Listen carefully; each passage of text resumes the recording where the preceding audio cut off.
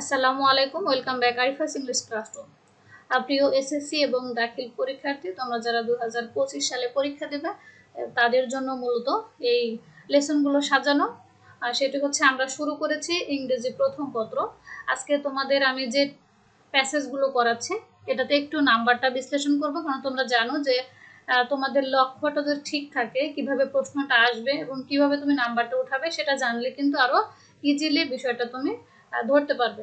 So আমাদের ইংরেজি প্রথম পত্রে টোটাল মার্কস থাকবে 100। এখানে পার্ট এতে থাকবে রিডিং টেক্সট। এই রিডিং টেক্সটটা মূলত সিন প্যাসেজ এবং আনসিন প্যাসেজ, আরো দুটো কোশ্চেন অ্যাড আছে এর সঙ্গে। আমি তোমাদের সঙ্গে আজকে শুধুমাত্র ইএফটিতে মানে ইংলিশ ফর টুডে তোমাদের মূল বই থেকে যে প্যাসেজগুলো আসবে সেগুলো নিয়ে একটু আলোচনা করব এবং তারপরে আমরা প্যাসেজে চলে যাব। অলরেডি আমরা প্যাসেজ পড়া শুরু করে দিয়েছি। সো আশা করব তোমরা যারা চ্যানেল একেবারে নতুন, চ্যানেলটি সাবস্ক্রাইব করবে, পাশে থাকবে, লাইক কমেন্টস করবে, শেয়ার করবে এবং তোমাদের যারা এসএসসি 2025 সালে পরীক্ষা দেবে তাদেরকে অবশ্যই এই চ্যানেল সম্পর্কে তোমরা জানাবে। কারণ একটা তথ্য যদি তুমি না জানাও, তুমি যদি উপকৃত হও তাহলে কিন্তু তোমার বন্ধু এখান থেকে উপকৃত হচ্ছে না, অতএব তুমি সেটা জানিয়ে দিলে তারা উপকৃত হবে। চলো আমরা চলে যাই মূল বিষয়ে। টোটাল মার্কস থাকবে কত? এখানে 50, মানে রিডিং টেক্সটটা 50 থাকবে। আমি ধীরে ধীরে তোমাদের ডে বাই ডে যখন যেটা করাবো তখন আমি তোমাদের মার্কস এবং প্রশ্নটা ডিটেলস বুঝিয়ে দিব, যাতে তোমাদের কোনো ধরনের সমস্যা তৈরি না হয়। সো এখান থেকে আমরা যেটা পাবো সেটা হচ্ছে সিন প্যাসেজ। আর সিন প্যাসেজ মানে কি? সিন মূলত আর আসলে যেটা দেখা হয়েছে এমন বোঝায়। সো তুমি যেটা ইংরেজি মূল বইতে পড়েছো সেখান থেকে তোমার মূলত প্যাসেজ থাকবে দুটো আর প্রশ্নের আইটেম থাকবে তিনটা। নাম্বার 1 এমসিকিউ থাকবে। এখানে 7টি কোশ্চেন থাকবে। তবে তোমরা ইতিমধ্যে সবাই জানো যে দেশের পরিস্থিতি কেমন, কখন কোনটা হয় সে অনুযায়ী কিন্তু এখানে নাম্বারটা ডিপেন্ড করে। অনেক সময় এখানে অনেক নাম্বারের সংখ্যা বসিয়ে তোমাদের প্রশ্নের ধরনটা কমানো থাকে, সেটা তোমরা দেখেছো। বাট একটা স্ট্যান্ডার্ড আমাদের ইংরেজি প্রশ্নের মানটা কিন্তু এমন। সো এখানে 7টার কাছে 10টা থাকতে পারে। মূলত যে কয়টা থাক, তোমার বিষয়টাকে যে এমসিকিউ প্রশ্নের অ্যান্সার কিভাবে লিখতে হয় এটা আমি আগের ভিডিওতে বলেছি, বাট আজকে তোমাদের আমি একেবারে নির্দিষ্ট করে বলছি যে কিভাবে তোমরা অ্যান্সারটা লিখবে। এমসিকিউ 7টা থাকবে। এখানে 4টা অপশন দেওয়া থাকবে। তোমার যেই সঠিক অ্যান্সারটা হবে তুমি খাতার উপরে সেই সঠিক অ্যান্সারটা শুধু লিখবে। আর সবাই জানো যে প্রথমে কি লিখতে হয়? Answer to the question number 1, এরপরে এ নাম্বার যদি থাকে এ নাম্বার দিবে, আর সাব অপশন যদি থাকে রোমান সংখ্যা, ওই রোমান সংখ্যার যে সঠিক উত্তরটা আছে সেটি তুমি উঠিয়ে দিবে। সো এখানে তোমার 7টা কোশ্চেনে 7 মিনিট লাগতে পারে, কেননা ইংরেজিতে তুমি খুব সুন্দর করে যদি ফার্স্টে থেকে লাস্ট পর্যন্ত রাইটিং মানে ঠিক করতে পারো, বুঝে বুঝে লিখতে পারো, এখানে কিন্তু তোমার A+ তোলাটা কোনো বিষয় না। সো নিশ্চয়ই 1 নাম্বারটা বুঝেছো, যারা বুঝোনি কমেন্টস করবে। অ্যান্সারিং কোশ্চেনে থাকবে তোমার এখানে 5টি, 10 মার্কস থাকবে। সো একটা কোশ্চেনে 2 নাম্বার করে। এখানে একটা কথা বলে রাখি যে তোমাদের পরিস্থিতি অনুযায়ী কিন্তু এখানে নাম্বারটা কম বেশি হতে পারে, বাট কোশ্চেনের ধরন হচ্ছে অ্যান্সারিং কোশ্চেন। এই দুটো কোশ্চেন তুমি একটি প্যাসেজ থেকে পাবে। তোমাকে একটি প্যাসেজ দেওয়া হবে মূল বই থেকে। আমি যে প্যাসেজগুলো দিচ্ছি এটা তোমাদের টেক্সট পরীক্ষা এবং এসএসসি পরীক্ষা দুটোর জন্যই মোস্ট ইম্পর্টেন্ট। এবং আমি এসএসসি পরীক্ষার আগে অন্তত 1 মাস আগে একেবারে যেগুলো পরীক্ষার মধ্যে আসার মতো সেগুলো আবার দিয়ে দিব। তোমরা এখন এগুলো প্র্যাকটিস করবে, কেননা তোমরা সবাই জানো যে 10টা জিনিস পড়লে কিন্তু একটা লেখা যায়, তাই তোমাকে প্র্যাকটিস করতে হবে। আচ্ছা, যেখানে ছিলাম আমরা সেটা হচ্ছে অ্যান্সারিং কোশ্চেন। এখানে 5টি থাকবে। তুমি প্যাসেজ পড়ে সেখান থেকে নিজের ভাষা ব্যবহার করে এই 5টি প্রশ্নের অ্যান্সার দেবে। এখন আরেকটা দেখো, সিন প্যাসেজ লিখেছি। এই সিন প্যাসেজটাও থাকবে তোমাদের মূল বই থেকে। এখানে তোমাদের প্রশ্নের ধরনটা থাকবে গ্যাপ ফিলিং, মানে শূন্যস্থান পূরণ। 5টি থাকবে, 5 নাম্বার। টোটাল তাহলে কত আসলো? 22 নাম্বার। তাহলে তোমার ইংরেজি মূল বই থেকে হুবহু দুটো প্যাসেজ পাবে, সেখান থেকে কিন্তু 22 নাম্বার থাকবে। নাম্বারটা কিন্তু অনেক বেশি। সো এখন তোমাদের কাজ হচ্ছে প্যাসেজগুলো সুন্দর করে বাংলা করে ওয়ার্ড বাই ওয়ার্ড খুব সুন্দর করে প্রিপারেশন নেওয়া, যাতে এখান থেকে 3 ধরনের প্রশ্ন তুমি অ্যান্সার করতে পারো। সো আশা করছি এইটুকু তোমরা সবাই বুঝেছো যে 3টা কোশ্চেন তোমাদের সিন প্যাসেজ থেকে হবে, মূল বই থেকে, এবং কি ধরনের হবে? একটা এমসিকিউ, একটা অ্যান্সারিং কোশ্চেন এবং একটা হচ্ছে গ্যাপ ফিলিং। পরের স্টেপে আমরা জানবো নাম্বার 4 থেকে কি ধরনের প্রশ্ন হবে এবং কেমন হবে। এবং আমি তোমাদের পরীক্ষা আসার মতো সম্ভাব্য আনসিন প্যাসেজগুলো নিয়ে আলোচনা করব। অ্যাকচুয়ালি আমি ইংরেজি এবং ইংরেজি প্রথম দ্বিতীয় 2 পার্টে 100 মার্কস করে তোমাদের সামনে প্রিপারেশনটা নিয়ে আসবো ইনশাল্লাহ। সো আশা করছি সবাই আমার সঙ্গে থাকবে। চলো আমরা দেখে নিই তাহলে ফার্স্ট পার্টের প্যাসেজগুলো। আজকে আমরা যে প্যাসেজটি পড়ব সেটি হচ্ছে ইউনিট 3 লেসন 5। তোমাদের আমি বারবারই বলছি যে এই ইউনিটটা এতটাই ইম্পর্টেন্স, আমার কথা যদি বিশ্বাস না হয় তাহলে তোমরা লেসন 5 এর ইন্ডিপেন্ডেন্স ডে মানে স্বাধীনতা দিবস এই প্যাসেজটি তোমরা বিগত সালের পরীক্ষার প্রশ্নে মিলিয়ে দেখবে যে কতবার এসেছে। মনে করে এটি তোমাদের টেস্ট পরীক্ষা এবং ফাইনাল পরীক্ষায় এসে গেছে এমনও মনে করতে পারো। অবশ্যই তোমরা এই বিষয়টা নিজের আগে মিলিয়ে দেখবে যদি তোমার ম্যাডামের কথা বিশ্বাস না হয় যে কতবার এগুলো এসেছে। সো যেগুলো একেবারে মোস্ট ইম্পর্টেন্ট আমি কিন্তু সেগুলোই তোমাদের করাচ্ছি। চলো তাহলে আমরা প্রথমে প্যাসেজটা সুন্দর করে বাংলা করে পড়ে নিই। সো এখান থেকে কি কি প্রশ্ন আসবে আমরা আজকে প্রশ্ন বিশ্লেষণ করি। এই প্যাসেজ থেকে তোমার 1 নাম্বার হিসেবে যদি আসে সিন প্যাসেজ তাহলে তুমি দুটো কোশ্চেনে অ্যান্সার করবে, একটা হচ্ছে এমসিকিউ এবং একটা হচ্ছে অ্যান্সারিং কোশ্চেন। আর নাম্বার 3 তে যদি অ্যান্সার লেখো তাহলে শুধুমাত্র তুমি পাবে কোনটা, সেটা হচ্ছে গ্যাপ ফিলিং। সো একটি প্যাসেজ পড়লে কিন্তু তুমি 3টা প্রশ্নের অ্যান্সার ইজিলি দিতে পারছো। চলো আমরা প্যাসেজটা পড়ে দেখি। 26 মার্চ আওয়ার ইন্ডিপেন্ডেন্স ডে, 26শে মার্চ আমাদের স্বাধীনতা দিবস, is the one of the most important state festival, আর এটি হচ্ছে আমাদের একটি রাষ্ট্রীয় সবচাইতে বড় অনুষ্ঠান।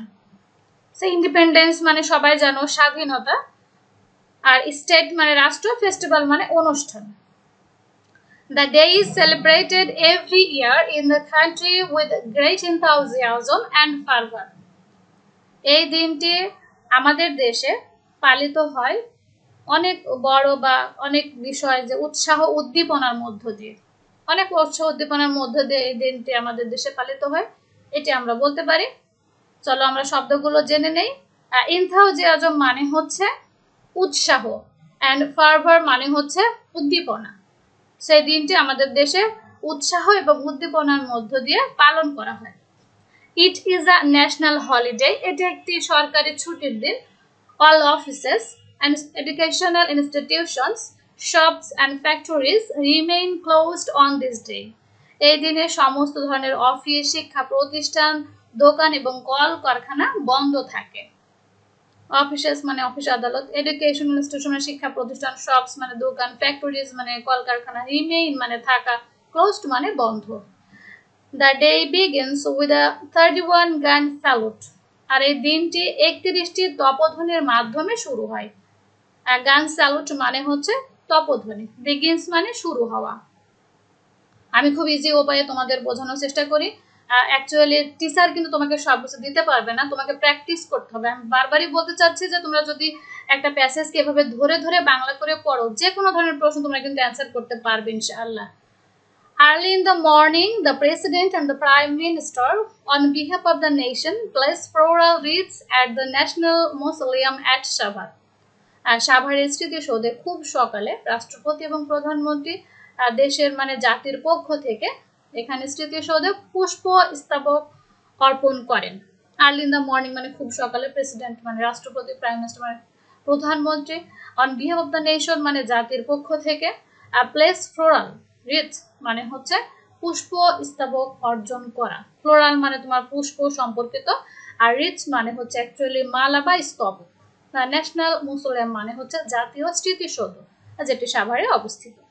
দেন আদার লিডার্স, এরপরে অন্যান্য নেতৃবৃন্দ, পলিটিক্যাল পার্টিস রাজনৈতিক দলগুলো, ডিপ্লোমেটস কূটনীতিক, সোশ্যাল অ্যান্ড কালচারাল অর্গানাইজেশন সামাজিক এবং সাংস্কৃতিক সংস্থাগুলো, এডুকেশনাল ইনস্টিটিউশনস শিক্ষা প্রতিষ্ঠানগুলো, অ্যান্ড ফ্রিডম ফাইটার্স এবং মুক্তিযোদ্ধারা, pay homage to the martyrs. মুক্তিযোদ্ধারা সবাই শহীদদের প্রতি শ্রদ্ধা নিবেদন করেন। পে মানে কোনো কিছু নিবেদন করা, শ্রদ্ধা নিবেদন করেন। হোমেজ মানে শ্রদ্ধা। People from all works of life also go there in rallies and processions. এখানে সর্বসাধারণ বা সর্বস্তরের মানুষরা সমাবেশ এবং মিছিলের মাধ্যমে যান। কোথায় যান? শহীদ মিনারে যান। অল ওয়ার্কস অফ লাইফ মানে সর্বস্তরের। আর র্যালিজ মানে সমাবেশ, প্রসেশন মানে হচ্ছে মিছিল। There are many cultural programs throughout the day. সারাদিন ব্যাপী অনেক সাংস্কৃতিক অনুষ্ঠান হয়ে থাকে, highlighting the heroic struggle and sacrifice in 1971. বিশেষ করে 1971 সালের যে সংগ্রাম, বীরত্বসূচক সংগ্রাম এবং তাদের আত্মত্যাগের কথাটাকে গুরুত্ব দেওয়া হয়। হাইলাইটিং মানে হচ্ছে গুরুত্ব দেওয়া বা আলোকপাত করা, আর হিরোইক মানে বীরত্বপূর্ণ, স্ট্রাগল আর স্যাক্রিফাইস মানে তোমরা তো জানো, এই শব্দগুলো আমরা প্রত্যেকটাই পড়ে আসছি। In Bangabandhu national stadium, Bangabandhu national স্টেডিয়ামে স্কুল চিলড্রেন, বিদ্যালয়ের ছেলেমেয়েরা, scouts and girl guides, scouts এবং গার্ল গাইডসরা take part in various displays to entertain thousands of spectators. তারা হাজার হাজার দর্শকদেরকে আনন্দ দেওয়ার জন্য বিভিন্ন ধরনের প্রদর্শনীতে অংশগ্রহণ করেন। ডিসপ্লেস মানে প্রদর্শনী, এন্টারটেইন মানে বিনোদন দেওয়া, স্পেক্টেটর্স মানে হচ্ছে দর্শকরা। Educational institutions also organise their individual programmes. এখানে বিভিন্ন শিক্ষা প্রতিষ্ঠানগুলো তাদের নিজস্ব যে অনুষ্ঠানমালা আছে সেগুলোও কিন্তু অর্গানাইজ করে থাকেন বা সংগঠন বা পরিচালনা করে থাকেন। Sports meets and tournaments are also organised on the day. এই দিনে বিভিন্ন ধরনের খেলাধুলার প্রতিযোগিতাও কিন্তু সংগঠিত হয়ে থাকে, including the exciting boat race in the river Buriganga. আমরা সবাই বুড়িগঙ্গা নদীর নাম শুনেছি, সেখানে কিন্তু নৌকা বাইচ হয়, এক্সাইটিং মানে প্রচুর উত্তেজনাকর নৌকা বাইচেরও কিন্তু এই দিনে আয়োজন করা হয়ে থাকে। In the evening, সন্ধ্যাবেলায়, all major public buildings are illuminated with colorful lights. বিভিন্ন ধরনের যে বিল্ডিংগুলো আছে, বড় বড় প্রধান প্রধান, সেই বিল্ডিংগুলোকে সুন্দর আলোকসজ্জায় সজ্জিত করা হয় বিভিন্ন ধরনের লাইটস বা আলো দিয়ে। ইলুমিনেটেড মানে সজ্জিত বা প্রজ্বলিত করা। বাংলা একাডেমি, বাংলাদেশ শিল্পকলা academy and other social cultural organizations hold cultural functions. Bangla academy, Bangladesh শিল্পকলা একাডেমি এবং অন্যান্য যে সামাজিক সাংস্কৃতিক সংস্থাগুলো আছে তারাও বিভিন্ন ধরনের সাংস্কৃতিক প্রোগ্রাম করে থাকেন। Similar functions are also arranged in other places in the country. এবং দেশের সব জায়গাতে প্রায় একই ধরনের বিভিন্ন ধরনের অনুষ্ঠান পরিচালিত হয়ে থাকে। এটি আমাদের প্যাসেজ ছিল। এখান থেকে তোমরা 3 ধরনের প্রশ্ন পাবে, আগেই বলে দিয়েছি, আর কথা বাড়াচ্ছি না। সো আমি আশা করব তোমরা এগুলো খুব সুন্দর করে প্র্যাকটিস করবে। বাংলা অর্থ প্রত্যেকটা ওয়ার্ড বাই ওয়ার্ডের আমি বলে দেওয়ার চেষ্টা করেছি। এখন একটা বুঝতে সুবিধা হলে যে কোনো বিষয় আর কোন ধরনের তোমরা ভিডিও চাও সেটিও কমেন্টস করো। প্লিজ আমার চ্যানেলটি সাবস্ক্রাইব করো যাতে আমি তোমাদের পাশে থাকতে পারি, কারণ এগুলো করলে আমার ভালো লাগে। ওকে, আজকে এই পর্যন্ত শেষ করছি, দেখা হবে নেক্সট ভিডিওতে। আসসালামু আলাইকুম।